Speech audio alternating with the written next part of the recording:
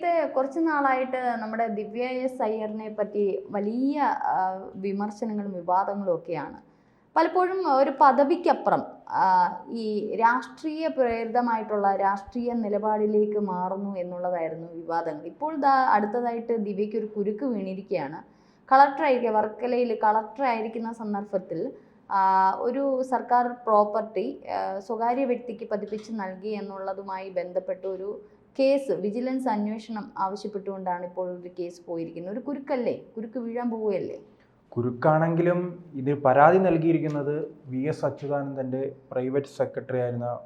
മുൻ private secretary ആയിരുന്ന ഷാജഹാനാണ്. അദ്ദേഹമാണ് ഇതുമായി ബന്ധപ്പെട്ട് പരാതി നൽകിയിരിക്കുന്നത്.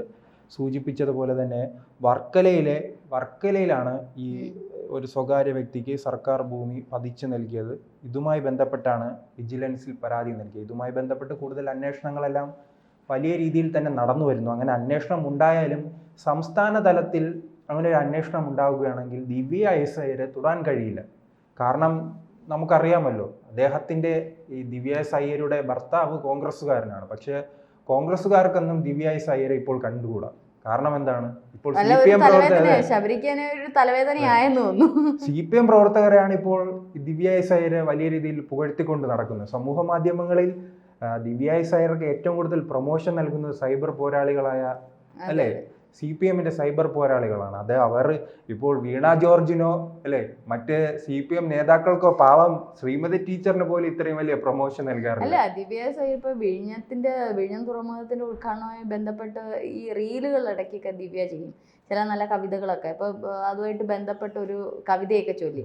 അത് ശരിക്കും പറഞ്ഞ കവിതയാണ് എന്നുണ്ടെങ്കിലും അതെന്താണ് പിണറായി എന്നുള്ളതായിരുന്നു സമൂഹത്തിന് നൽകിയ സന്ദേശം. ഒരുപാട് വിമർശനങ്ങൾ വന്നു. ഇപ്പം അത് കഴിഞ്ഞിട്ട് ഇപ്പോൾ LDF സർക്കാരിൻ്റെ ഈ വാർഷികാഘോഷവുമായി ബന്ധപ്പെട്ട എങ്ങാണ്ടാണെന്ന് തോന്നുന്നു ഒരു പാട്ടൊക്കെ ഇപ്പോൾ പാടുന്നതായിട്ടാണ് കാണുന്നത്. അതിപ്പം സമൂഹ മാധ്യമങ്ങളിൽ ഭയങ്കര വൈറലായിക്കൊണ്ടിരിക്കുന്നു.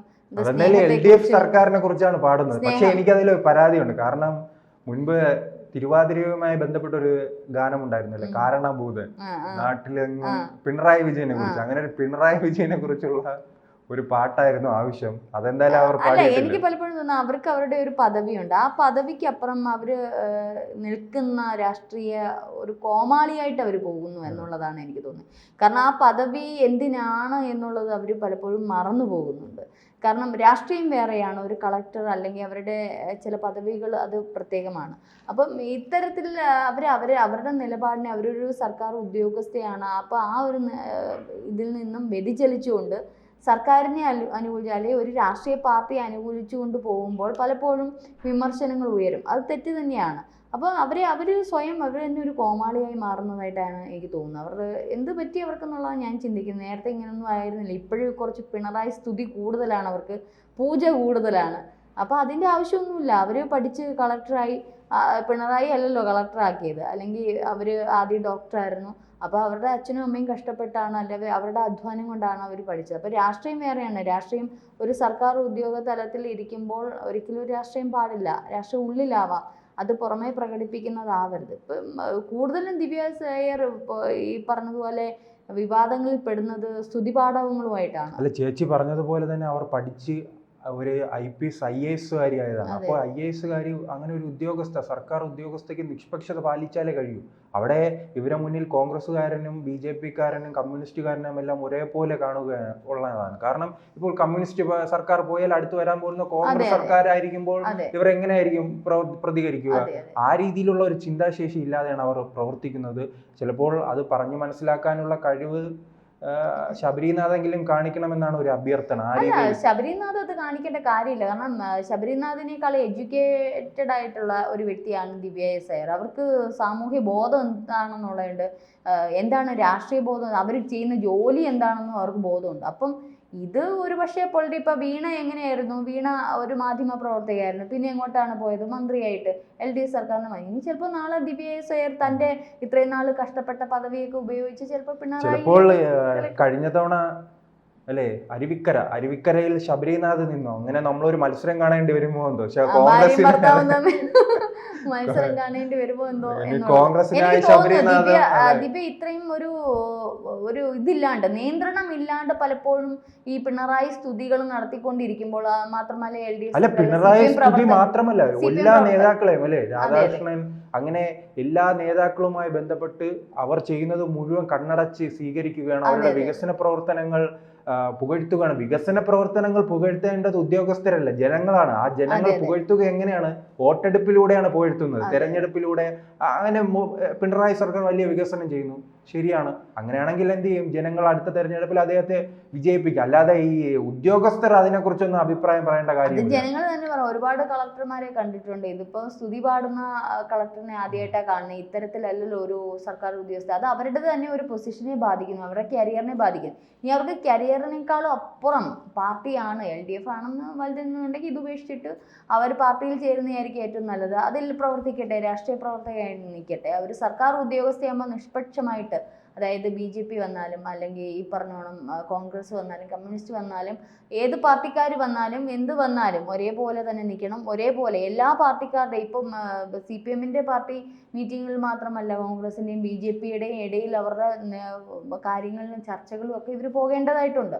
അപ്പം ഇത് എനിക്ക് തോന്നുന്നു അവരൊരു ഈ രാഷ്ട്രീയത്തിലേക്ക് പോകാനുള്ള ഒരു ചാട്ടമാണെന്നാണ് എനിക്ക് തോന്നുന്നത്. കാരണം അത് നാം പല സംസ്ഥാനങ്ങളിലും കണ്ടിട്ടുണ്ടല്ലോ. ഇത്തരത്തിൽ ഈ സർക്കാരിന് അനുകൂലമായി സംസാരിക്കുകയും ഒരു ഇടക്കാലത്ത് അതിൽ നിന്ന് രാജിവെച്ച് പിന്നീട് ആ സംസ്ഥാനത്തിന്റെ ആ പാർട്ടിയുടെ ഭാഗമായി നിന്ന് മത്സരിക്കുകയും MLA ആവുകയും മന്ത്രിയാകുന്നതെല്ലാം നാം പലവട്ടം കണ്ടിട്ടുണ്ട്. അത് പുറത്തും കണ്ടിട്ടുണ്ട്, കേരളത്തിലും കണ്ടിട്ടുണ്ട്. അത്തരത്തിലുള്ള ഒരു നീക്കത്തിലായിട്ട് ഈ പറഞ്ഞോണം നമ്മുടെ മലയാളികളുടെ പ്രത്യേകിച്ച് അമ്മമാരുടെ ഇടയിലും ഒക്കെ ഒരു മകൾ ഒരു ബന്ധമുണ്ട്, ചേച്ചിയായിട്ടും അനിയത്തിയായിട്ടും. അത്രത്തോളം ജനഹൃദയങ്ങളിലേക്ക് എടുത്ത ഒരു വ്യക്തിത്വമാണ്. മാത്രമല്ല ഒരു കലാകാരിയാണ്. അപ്പോൾ കുറച്ചുകൂടിയൊക്കെ കുട്ടികളുടെ ഇടയിലൊക്കെ ഇറങ്ങിച്ചെല്ലാനും മടിയില്ല ഇവർക്ക്. ഇപ്പൊ കവിത ചൊല്ലാനും പാട്ട് പാടാനും ഡാൻസിന് എന്തിനും ദിവ്യയായിരുന്നു. ഒരു പാട്ട് പാടാൻ പറഞ്ഞപ്പോൾ അവർ അത് ചെയ്യും. അപ്പോൾ അത്രത്തോളം ജനങ്ങളിലേക്ക് ഇറങ്ങിച്ചെല്ലാൻ ഒരു പാഠം അവർക്കുണ്ട്. അവർക്ക് ആ ഒരു വൈഭവമുണ്ട്, കഴിവുണ്ട്. അപ്പം ഒരു പക്ഷേ ആ ഒരു കളക്ടർ എന്നൊരു പദവിയാണ് അവരെ ഒരു കലാകാരിയായിട്ടും ഒരു ഇഷ്ടപ്പെടുന്ന വ്യക്തിയായിട്ടും ഒക്കെ ജനങ്ങൾ സ്വീകരിച്ചു. ഇനി ഒരു രാഷ്ട്രീയത്തിലേക്ക്, പ്രത്യേകിച്ച് LDF ഒരു സർക്കാർ രാഷ്ട്രീയക്കാരിയായിട്ട് അവരെ എത്രമാത്രം ജനങ്ങൾ സ്വീകരിക്കും എന്നുള്ളത് അറിഞ്ഞുകൂടാ. വീണ്ടും ഈ പറഞ്ഞോണം പാട്ടും പാടി മറ്റേ എന്താ അവരുടെ പേരെനിക്ക് ഓർമ്മയില്ല, നടക്കുന്ന ഒരു പ്രതീതി എന്താ പറയുക, ഇപ്പൊ ഒരിക്കലും ദിവ്യയെ മലയാളികൾ ഇഷ്ടപ്പെടുമെന്ന് തോന്നുന്നില്ല. അവര് കളക്ടർ ഉദ്യോഗസ്ഥന്റെ പവർ പിണറായി സ്തുതി അല്ലെ, പിണറായി മന്ത്രിമാരെ കളക്ടർ എന്ന് പറയുന്ന ഒരു പക്ഷേ ഒരു മന്ത്രിയേക്കാളും അപ്പുറം ഒരു പദവിയാണ്. കളക്ടർ എന്ന് പറയുന്നത് സ്ഥായിയായ ഒരു പദവിയാണ്. മന്ത്രിമാർ വന്നും പോവും നിൽക്കുക, 5 വർഷത്തെ കാലാവധിയുള്ള ഒരു മന്ത്രിക്ക്. പക്ഷെ ഒരു കളക്ടർ, അവരുടെ എഡ്യൂക്കേഷൻ, അവരുടെ കളക്ടർ എന്ന് പറയുന്നത് അവര് ആയുഷ്കാലം അല്ല. അതോടൊപ്പം തന്നെ ഈ രാഷ്ട്രീയം അല്ലാതെ എന്തെങ്കിലും ഈ പദവികൾ സ്വപ്നം കണ്ടും ഇത്തരം ആയിരിക്കാം. പക്ഷെ അങ്ങനെ ചെയ്യരുത്, അത് തെറ്റാണെന്ന് തന്നെയാണ് പറയുന്നത്. ഒരു സർക്കാർ പദവി ഏത് പദവിയിലേക്ക് പോയാലും ആരുടെ ഇത് പോയാലും ഒരു പക്ഷെ നിഷ്പക്ഷമായി നിന്നാലും ഈ പറഞ്ഞോണം പുറത്തിത് കാണിക്കാൻ പാടില്ല. ഈ പുറത്തുപോലെ റീലുകളിലും അതേ ഈ വർത്തമാനങ്ങളിലും എല്ലാം ഈ പിണറായി സ്തുതിയും LDF സർക്കാർ സ്തുതിയും പാടുമ്പോൾ ജനങ്ങൾ വെറുത്തു പോവുകയാണ് ചെയ്യുന്നത്. അപ്പോൾ ഇപ്പൊ ഈ LDF സർക്കാർ ഇരിക്കുന്ന 2026 ഇതിനൊരു ചേഞ്ച് ഉണ്ടാവുകയാണെങ്കിൽ ഇവരെന്ത് ചെയ്യും?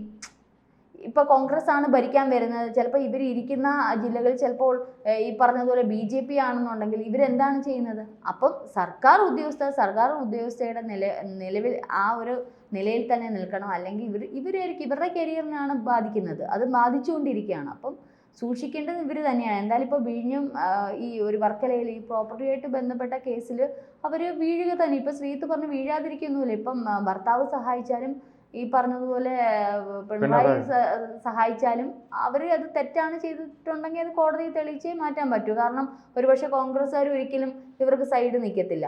ഇനി കമ്മ്യൂണിസ്റ്റ് പാർട്ടി നിൽക്കണമെങ്കിൽ ഇപ്പുറത്ത് ശബരിയുടെ ഒരു നിലപാട് വെച്ച് ദിവ്യ അധികം അടുപ്പിക്കത്തില്ല. അപ്പം ദിവ്യയെ അടുപ്പിക്കുന്നതിന് ഇരു കക്ഷികൾക്കും ഒരു ലിമിറ്റേഷൻ ഉണ്ട്. കാരണം ഭർത്താവ് കോൺഗ്രസ് ആണ്. അപ്പം അതിലോട്ട് ഒന്നാമത് ഇവർ പിണറായി സ്തുതി പാടുന്നത് കൊണ്ട് അങ്ങോട്ട് അടുപ്പിക്കുക ഒന്നും തോന്നില്ല. അപ്പോൾ തീർച്ചയായിട്ടും അവരും ഇത് ഇട്ട് കൊടുത്തും. പിന്നെ ശബരിയെ ഉദ്ദേശിച്ച് ചിലപ്പം എന്താ ബാക്കിൽ നിന്നേ കൊടുക്കത്തുള്ളൂ. പക്ഷേ ഇപ്പുറത്ത് പിണറായി ആണെങ്കിലോ LDF സർക്കാർ ആണെങ്കിലോ ശബരിനാഥ് കോൺഗ്രസ്സിലായതുകൊണ്ട് ഇവരെ അടുപ്പിക്കുന്നതിന് കുറച്ച് ലിമിറ്റേഷൻ കാണുക. പക്ഷേ ഇവരെ ഉപയോഗിച്ച് അവർ പലതും നേടുന്നുണ്ട്.